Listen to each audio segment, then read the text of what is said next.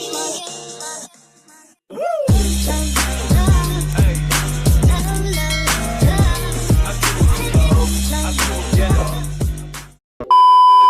morning, Philippines, and good morning, planet Earth! Today, we're doing a day in my life, aka, paano mabuhay na may konting dignity kahit gusto mo na lang matulog buong araw. We're going to Batangas para bisitahin ng mga kapatid ko na si Princess at Seri. So, yun na nga mga ka-above ko, tayo ay pupunta sa MetroTurf. Let's go!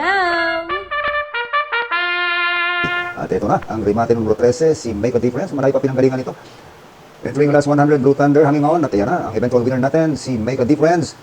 Tinapata na, si Blue Thunder. Entering last 100, Blue Thunder, Make a Difference. Walk to power duo, yun, eventual. Tara na mga ka-above, pasukin natin ang mahiwagang mundo ng OTB.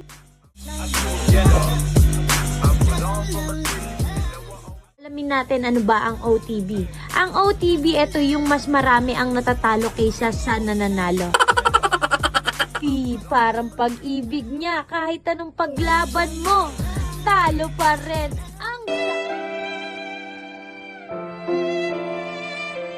At ayun na nga guys, nasa part na tayo na maglalabasan na ang tunay na modelo ng OTB.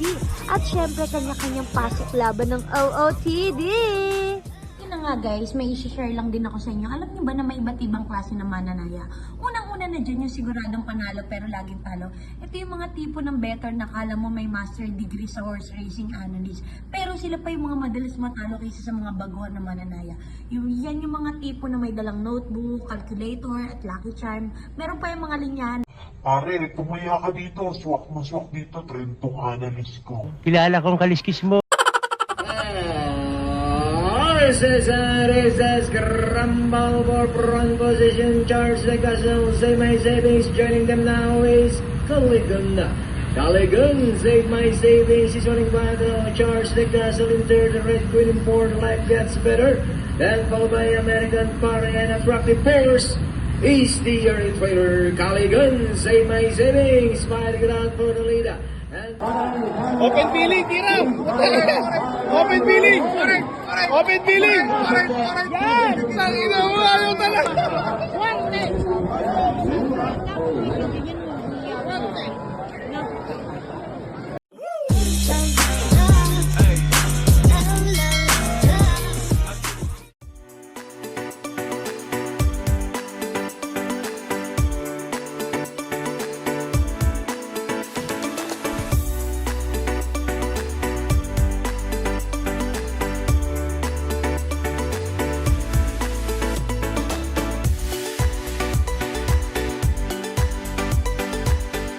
Sobra talaga nabusog ang above nyo.